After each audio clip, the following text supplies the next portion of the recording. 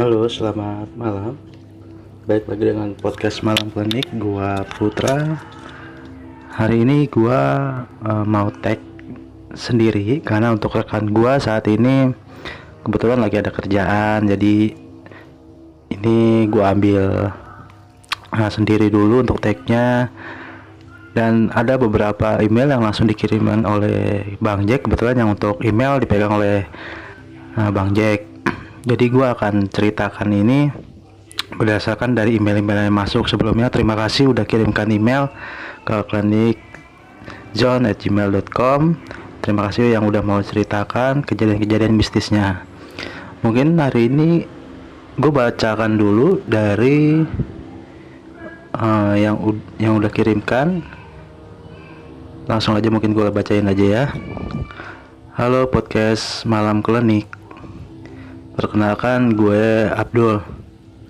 Gue mau berbagi pengalaman mistis yang pernah gue alamin di tahun 1999. Cerita gue ini berawal dari tempat kerja gue yang lama, tapi sekarang gue udah gak kerja di sana lagi. Jadi waktu itu gue melamar kerja di sebuah pabrik sepatu di daerah Tangerang, dan diterimalah gue di pabrik itu. Selama beberapa hari gue kerja di sana sih biasa-biasa aja. Gak ada kejadian mistis atau semacamnya. Apa karena gue masih dapat shift pagi kali ya? Jadi nggak mungkin kan hantu muncul di pagi hari. Nah gak terasa udah lebih dari 1 minggu gue kerja di pabrik itu. Dapatlah gue shift malam, dan ini pertama kalinya gue masuk malam. Dan ternyata masuk malam itu lebih santai dibanding shift pagi atau siang. Kurang lebih saat itu sudah jam 2 malam, dan mata gua udah gak bisa nahan rasa ngantuk yang teramat dahsyat. Jadi gua waktu itu mengajak beberapa temen gua untuk keluar sebentar sambil menyeruput kopi dan beberapa batang rokok untuk ngilangin rasa ngantuk gua. Tapi teman-teman gua nolak ajakan gua karena ada kerjaan yang nanggung mau selesai. Jadi terpaksa gua keluar sendirian. Sebelum gua keluar pabrik, salah satu temen gua kasih pesan ke gua agar jangan nongkrong di dekat gudang yang lama.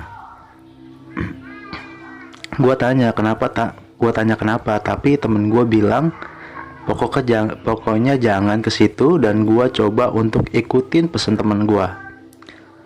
Nah, keluarlah gua. Kebetulan posko security depan gerbang pabrik ada 2 security yang sedang asik ngobrol. Ikut nimbrung lah gue. Gak lupa gue untuk beli 3 gelas kopi buat gue dan 2 security. Dan gak lupa juga gue beli setengah bungkus rokok di warung yang berada di seberang jalan. Gak terasa udah hampir 1 jam gue istirahat, dan akhirnya gue kembali ke dalam pabrik. Tapi sebelum gue masuk ke dalam, sepintas gue teringat pesan temen gue tadi yang bikin gue penasaran.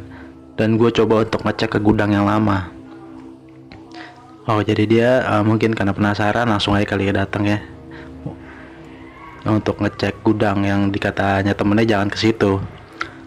Nah, sebelumnya gua mau ceritain posisi gudang yang lama ini berada kurang lebih 40 meter di belakang pabrik, dan belakang gudang itu terdapat kebun pisang yang sangat luas yang dibatasi dengan pagar besi antara gudang dan kebun pisang itu.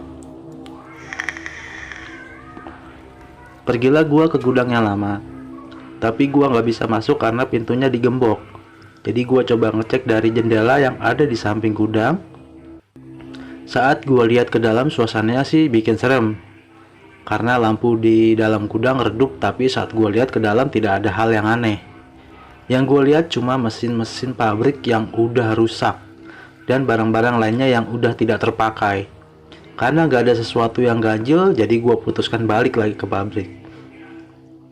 Tetapi pas gua langkahkan kaki gua, kira-kira baru 4 langkah, tiba-tiba ada yang manggil gua, dan asalnya dari dalam gudang.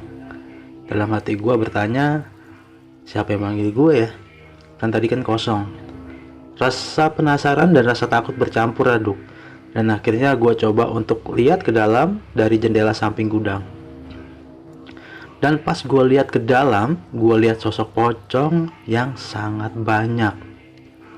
Anjir, posisi kayak gini emang ngerti juga ya. Gua nggak tahu pasti jumlahnya, tapi menurut gua kira-kira sekitar 50-an. Banyak juga sih. Dan pocong-pocong itu semuanya lihat ke arah gua dengan mata berwarna merah.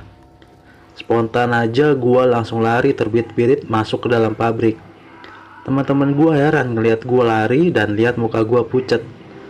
Dan gua ceritain ke teman-teman gua apa yang gua alamin. Tapi teman gua cuma bilang ke gua, kan tadi udah gua bilang jangan ke gudang yang lama. Lu sih nekat. Tidak ada satupun teman-teman gua yang berani ceritain sejarah gudang yang lama itu. Dan semenjak kejadian itu, gua nggak mau ke gudang itu lagi. Kalau ada kepentingan kerja pun, gua nggak mau sendirian, harus ada yang nemenin gua. Sekian dari cerita gua. Terima kasih podcast Malang Klinik. Terima kasih buat ceritanya nih, cukup serem juga. Ini adalah serem sih menurut gua, lagian lu ngapain coba datang ke situ sendirian? Kalau kan udah tahu, udah dibilangin sama teman-temannya ya. Oke, sebelumnya terima kasih nih Mas Abdul untuk ceritakan podcast malam, untuk podcast tuh ceritain cerita-cerita bisnisnya. Terima kasih udah kirimkan email juga. Terima kasih untuk teman-teman yang sebelumnya udah kirim email tapi belum kami bacakan. Nah, untuk nggak capek-capek gue untuk ngingetin, untuk bagi teman-teman yang punya cerita mistis atau saudaranya, tetangganya, atau teman-temannya, boleh kirimkan ke email kami di cliniczone@gmail.com. Nanti akan kami bacakan satu-satu ya. Oke, untuk hari ini karena gue cuma sendirian, jadi gue langsung aja kali ya. Terima kasih teman-teman udah mau dengarkan ceritanya. Untuk hari ini cukup. Jika ada salah kata, gue mohon maaf. Gue Putra, selamat malam.